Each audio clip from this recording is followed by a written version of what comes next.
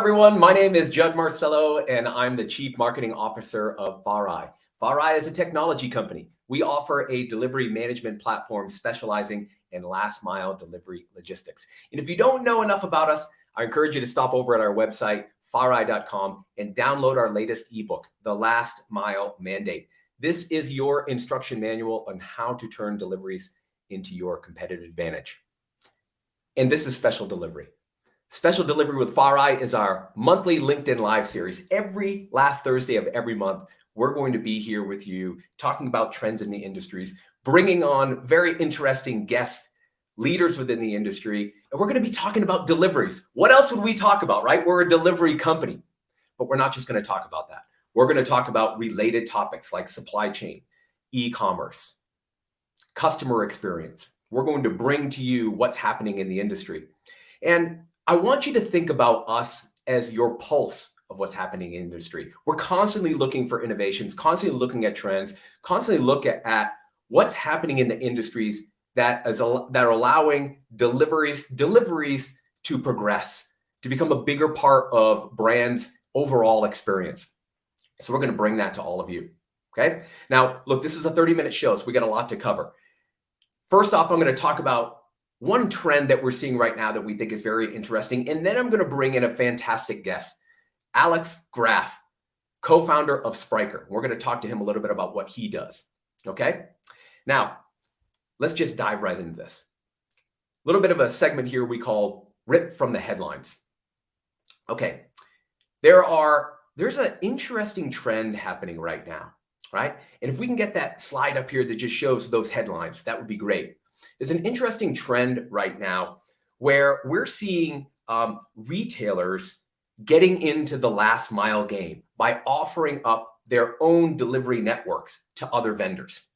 Now, obviously, there is a really smart business play here where these brands have either created these highly efficient delivery networks on their own by building them, or they've created them through acquisitions.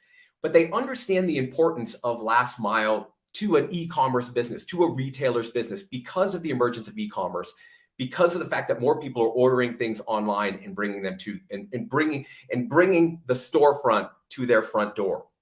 Now, what they're doing is taking these delivery networks that they have, right? Delivery, logistics, and fulfillment services, and they're bringing them to retailers. The funny thing about this is that what they're doing is turning what is traditionally thought of as a cost center, all the costs involved in delivery and logistics and operations, and they're turning it into a profit center. They're leveraging their supply chains and delivery networks and turning them into a revenue generator for themselves. Now, one of the headlines is that I'll bring up right now is from, let's see, it is from American Eagle, right? So American Eagle, Goliath meets David, Quiet Logistics, that's their brand for their delivery network, launches an anti-Amazon network. What they're really saying is, hey, smaller retailer, we're going to give you the same tools that Amazon has and allows you to utilize an efficient delivery network and focus on delivering a superior customer experience. Gap said the same thing. And I want to pull up a headline from Gap as well. Let's see, here we are. Gap enters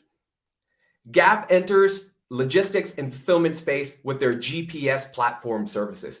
Same thing as what American Eagle is doing. And I think even more telling, here we are, we've got those headlines up. Even more telling, let me just turn that off. Even more telling here, Walmart. Walmart 1 year ago created their own last mile delivery services for other retailers. Walmart Go Local. 1 year later, they're already focused on they're already delivering over 1 million deliveries in 1 year for other brands. This just goes to show how important last mile is, how important creating an efficient delivery network is to remain competitive, to drive down costs, to scale your business, and to focus on creating a superior customer experience.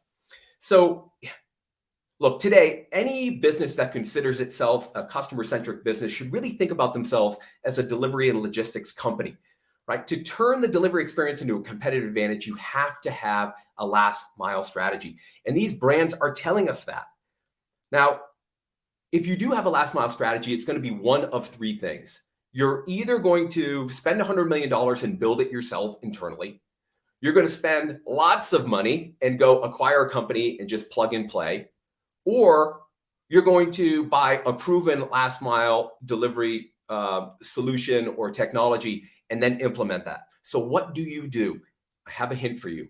Focus on fast time to value and cost effectiveness. Okay? For anybody here who has a last mile strategy, I'd love to know what it is. In the comments, please add your thoughts on what your current last mile strategy is or how you're thinking about last mile. Okay. One of the things I just mentioned in there was when you utilize an efficient delivery network, it allows you to focus on other important parts of the delivery process. One of them is customer experience. Customer experience, we like to say the first rule of last mile is to deliver a superior customer experience. And there are companies out there that are helping other companies do this as well, specifically when it comes to deliveries and e-commerce. And now I'd like to bring on our guest for today, Alex Graff. Alex is the co-founder of Spryker.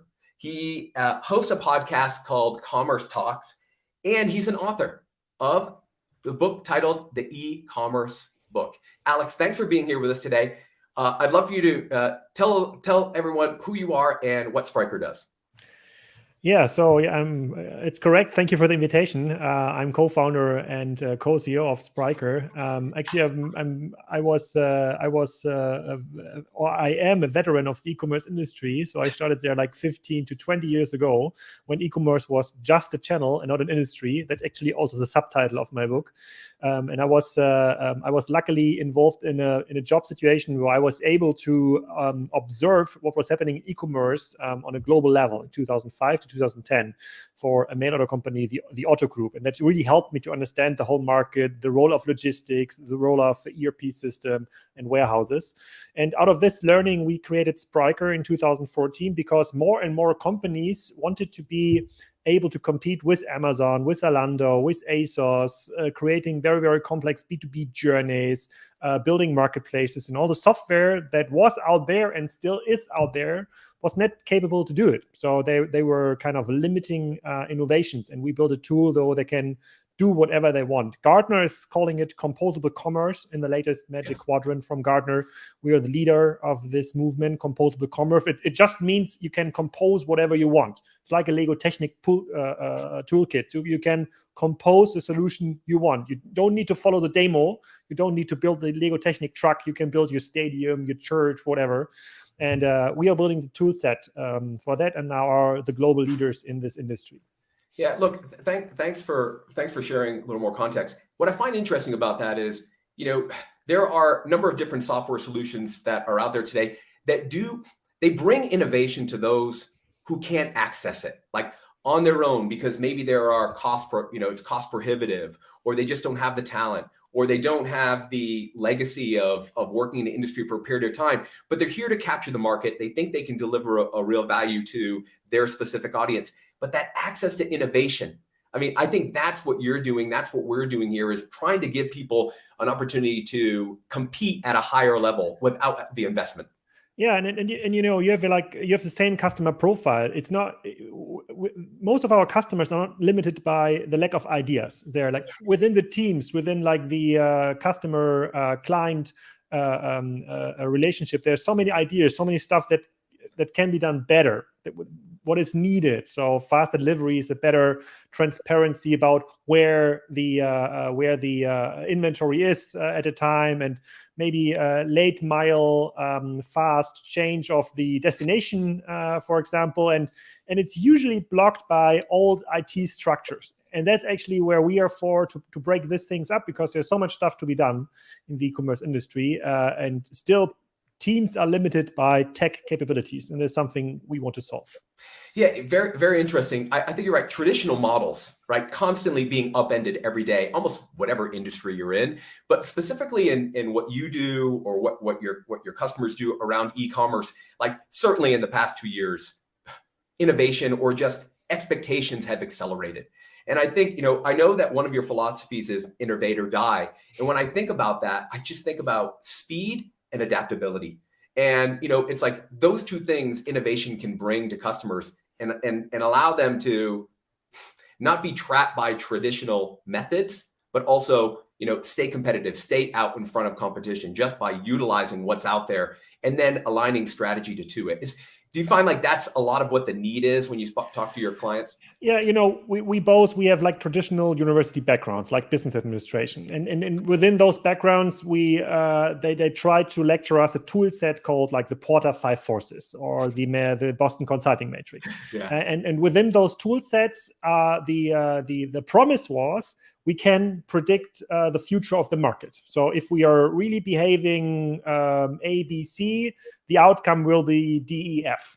And what digital actually proved, but that's not true. Only the companies that are adapting faster to customer changes or to market changes, those will win, regardless of the financial resources, regardless of the market position, regardless of some strategic assets. So that's the only strategy left that guarantees survival. It's like faster adaptation. Obviously, the proverb "innovate or die" kind of wraps it up in a nicer claim, but it's like I'm searching for strategies that are not so harsh, not so brutal for corporate companies, because innovation is hard. Digitization is hard. It's not a cool thing to do because you have to reinvent. You have to question yourself. I would rather go with just update ABC and then the output will be 10% better.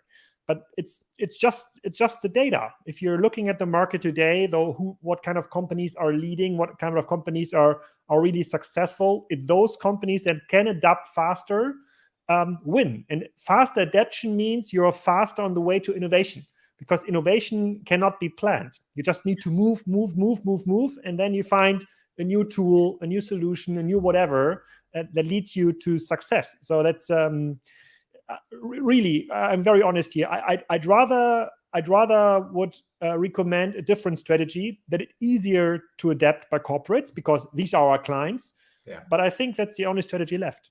It's so funny when I hear you talk about this. What I think is like, yes, a lot of people think that you need to have a consultant come in and build your 2, 3, 5-year plan and all these frameworks, and it's going to be a linear process, and you're going to do this, and that, and then this, that, and the other will happen. It's kind of funny. It's almost like corporate navel gazing. You spend so much time internally thinking about what strategies we use and what framework, all that. Instead, your strategy really should be customer led. And what the data that you're talking about is really, what are our customers telling us? What are the expectations of the customer? How fast are they moving? What are their behaviors?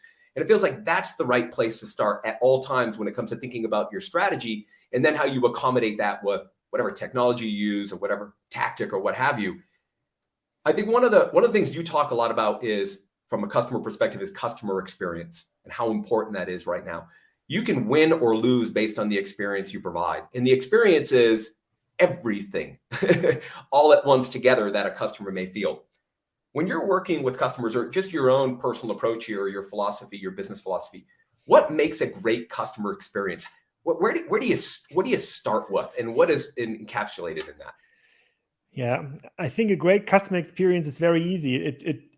The journey just has to work, and we don't need to talk about like metaverse, AI-driven, whatever. It's just like being able to control your inventory, being able to predict like the way of your inventory, the prices, your make-to-order processes. So whatever you are promising on whatever looking website to your customer should just work. So and that's actually where most of the battles still can be won. It's not on the AI-driven product recommendation tool. And we have some customers. So a couple of years ago, many customers were pretty future optimistic. Could have been like AI, could have been like marketplaces, could have been whatever. But when we were looking together in the project with the customer and the details, we saw there was so much potential just on product data, on inventory data, on a better connection with logistic tools. Just being able to tell the customer when this kind of item will be received with a obviously high degree, with a high probability. This was like just 2 or 3 years ago. very, very, very hard to achieve because the old warehouse systems were never made actually for this kind of live inventory management. And therefore, I would still say focusing on the basics to deliver on your main promise is in many cases still the best way to go. I think that's very sound advice. And what I'm hearing there too is just this idea of the data already exists. You have to find a way to access it and then make it actionable. It's like obvious in a way, but I think that when you marry the data, making it actionable with understanding the customer, right, as best as you absolutely possibly can, understand their behaviors, understand their changing expectations. Those two things, when you marry them together, can create a great experience. I think what's interesting about like what we both do in our respective companies is, you're driving experience through e-commerce and the buying process. And then we're on the pointy end of that from the delivery standpoint. And when you think about customer experience now, delivery has to be part of the overall customer experience. And so, we're constantly thinking about that as well, because if you're a consumer, all you care about is getting what you wanted, making sure you got it when you wanted, it's exactly what you wanted. And if you do, then you might have the opportunity to create a, customer for life, right, as a brand. So all of that, the managing all of that becomes incredibly important. Yes. Question for you. What trends are you seeing right now? What innovations are you seeing in the market that you think will have a significant impact on e-commerce in 2022 and the next couple of years? What are you seeing out there?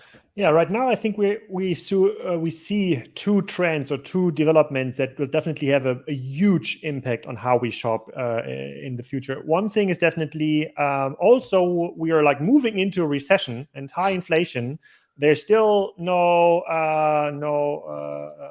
unemployment rate in no developed country. So we are in every company, every owner, every entrepreneur I'm talking to. The biggest complaint is still I don't find people. And sorry, Alex, I'm not in the software industry, so I cannot pay like super high salaries. I'm in the logistics industry. I'm in the retail industry, whatever. So whatever solution we come up with that are less dependent on like maybe last mile delivery personnel, let's say, for example, will definitely have an impact and a good shot in the next years. And we now see all this kind of locker solutions from Amazon or from DHL. And then there's so much space to innovate, to come up with like smarter solutions in this space where you might incentivize people to get all their orders in just one day a week and maybe not deliver to the door, but into like a container which is placed in a cheap parking spot outside the city or so, and people will use it. People will actually make use of it because it's cost efficient and there's less dependency on personnel. And I see the whole value chain, the whole like customer journey will be innovated by solutions with a higher degree of automation. That's trend number one. Mm-hmm. Trend number two, what I'm seeing, and as you said, I'm running my own podcast show and have like interesting guests in my podcast. There's lots of business models where that are focusing on the lower income class. And those business models are thriving now. Just two examples. So last week I recorded a podcast with the entrepreneur from Mercado Mexico in Mexico. They are providing a solution for the owners of this very small stores. It's called tienditas. It's like you can have like a store where you're selling like everyday stuff, milk, butter, whatever from your own home. And there's thousands of those stores in every city. And this was actually an industry which was pretty much attacked by the supermarket industry. Obviously, they are aggregating all the stuff. But those tiendita owners, they're offering a service to a lower income class that cannot be offered by the supermarket or by higher income retail models. Those are thriving now. Those are like looking for new solutions. So which was super... we are coming from a market, like from a digital ecosystem where everything was aggregated over time. So the monopoly eventually won. And this is just one solution. Another one is like a recording from yesterday where a guy is running a platform for refurbished products. Refurbished products are not used products and not new products. It's a third category. it's not on Amazon because Amazon is not able like to understand this category, to put it in their catalog management. But obviously refurbished products, if you don't need like the newest iPhone, you still want to have like a product with a guarantee without scratch it, that's refurbished. And this category is thriving. And I am definitely very bullish for business models that can handle this kind of inflation level and will benefit from it. And we would see more and more and more. So standard lifestyle platforms that were focusing on new products will have a hard time in the future.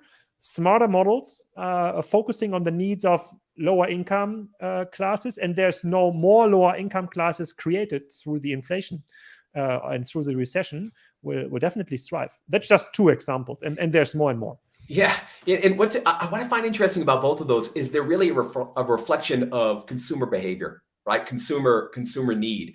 It's not necessarily I want something delivered at my house. It's I actually want something delivered in a much more convenient way that may be grouped together at a scheduled time. It may be at a pickup location on my way home, right? It's all about meeting the consumer where they are and meeting those expectations. And the other one, the same thing, but maybe just from a different angle. It's like, okay, the behaviors that we're seeing, they extend through all income class levels or what have you. And we've got to find different ways to meet those needs as well. And they may be different than the way we do more mass market, et cetera. So I find those really interesting because I think they're both consumer led. Okay, look, I think I have time for one more question. Go ahead. This one's kind of related from understanding what the consumer behaviors and needs are. So I'm a marketer, and I know that one of my priorities is to own that direct relationship with the customer, right? Third-party data is not something I'm relying on now. I want to own the relationship. I want people to know that I'm talking with them. We're not talking through a different medium. When you think about owning the direct relationship, especially in e-commerce, like what's your opinion on that, and how are you seeing that manifested now in new innovation that's being brought to the category? It's a very good point. And I think this primary customer access or first party cookie theory was really developed for many manufacturers and consumer driven companies during Corona, when they've learned that when they are relying on marketplaces like Amazon or other platforms, they can just be sorted out within a mouse click. They don't have any customer relationship over there. And I argued about this for years. I argued you have to be very fast when it comes to innovation, so adapt faster. And whatever you do, focus on the direct customer access. If you don't own the customer access, then you have to rent it somewhere at Amazon, at Facebook or Google, and this kind of rent goes up. It's very expensive. So eventually you have to own the customer access. And then many manufacturers, many companies said, yeah, Alex, but we are not Amazon, we are not ASOS, we are not Zalando. We cannot build a platform that is kind of replicating this user experience. And I said, yeah, maybe, but you obviously you won't gonna be like the biggest manufacturers of cables, of HDMI cables. You need to create some differentiation there. You won't be the winner of the economies of scale game within the Amazon world. And then they kind of ignored this advice for a very long time, as far as they were able to grow with the Amazon growth. And the moment when the big marketplaces like Mercado Libre in Latin America, Allegro in Poland, Amazon in the Western world, Bo.com in the Netherlands, when they started to tweak the algorithm to really focus on their own margin, then they learned, oh shit, renting the customer access, that's maybe not the long-term strategy. That could have been like a short-term strategy, but now we have forgot to build our own digital capabilities. And to my surprise, this was learned very late. This kind of learning was accelerated a lot in the last years, especially through to COVID. But it's really resonating now. But it's for some companies it might be too late already. And if it's too late, then you're done, because giving away that direct relationship, I love the way you say you're renting the relationship and the rent only goes up. You can't give away the relationship, because the relationship is so ingrained in what the experience is and what gets people to come back to you time and time again and become that valued customer for life. Alex, thank you for being here with us today on Special Delivery. I love learning about your business. I love chatting with you. For anybody else that wants to spend more time with Alex, please go visit his podcast, Commerce Talks, pick up his book, the e-commerce book. This man knows what he is talking about. Alex, I'll talk to you soon. Good luck to you in the future. Thank you. Great. Okay, fascinating. Look, we have months worth of great guests lined up, and I hope they can be equally as good as Alex. Big thanks to him for taking time out of his day to spend time with us. Okay, before we go, I want to bring up a quick little segment that we'd like to end each show with called The Last Word on Last Mile. Now, today's last word is experience. We talked a lot about experience today, specifically the customer experience. And there's one point that I want to bring up here. I think that experience in and of itself, it's almost like a two-headed beast here, right? Because if you're a retailer, if you're a brand, if you're a business, and you're thinking about the experience, the delivery experience that you create, you're really thinking about, on the back end, efficiencies, right? Operational efficiencies, cost effectiveness, being able to manage your delivery network, whether it's a owned network or it's an outsourced network, being able to optimize things in real time, making sure that the product that the consumer wants gets to their doorstep on time and is accurate and is done in a cost-effective way for them. So you're thinking about all the operational side, the logistics side of experience, and you should, and you have to nail that. Because if you don't, the other side of the experience discussion here is the experience of the consumer themselves. If you don't get all the logistics and the operations right, you're probably going to under-deliver on that experience that a consumer has. And that experience that a consumer has is one that starts with the click, when they purchase whatever item it is online. And then that anticipation of getting what they want. And that anticipation or anxiety of, is it going to come on time? Is it going to be accurate? Am I going to get it in time for my daughter's birthday party? Or whatever that may be. Or do I like the way it landed on my doorstep? Was it in a safe place? Did they take care of me? Was the box crushed? Two different sides of the experience conversation, and you have to get them both right. Because ultimately, if you don't, in the eyes of the consumer, you have failed them. And you have delivered a subpar experience. And you may never get them back because competition is fierce out there right now. And that is why we like to say, you need to be thinking about turning your delivery experience in your competitive advantage. And in order for you to do that, you've got to be operationally sound, and you also have to take care of your customer and put them first. And I think our conversation with Alex today touched on a number of different areas as to why and how the experience needs to be first and foremost when you think about strategy. I'm going to call back to something we talked about, the idea of months-long thoughts about frameworks and strategies and 2 and 3 year planning. You kind of don't need that because the answers are right there in front of you in the data that you're creating and the interactions that you have with your customers every day. And it's also in the customer sentiment that hopefully you're collecting on a regular basis and trying to understand, did they have a good experience? If they didn't, why? How can you use their poor experience to make sure that you never make that same mistake again and that you continue to deliver what is most valued, superior customer experience? So think about that as you think about your last mile strategy. Do you need to go acquire a company? Do you need to spend hundreds of millions of dollars building your own last mile technology? Or do you go find a trusted provider that can help you deliver on both sides of the experience equation?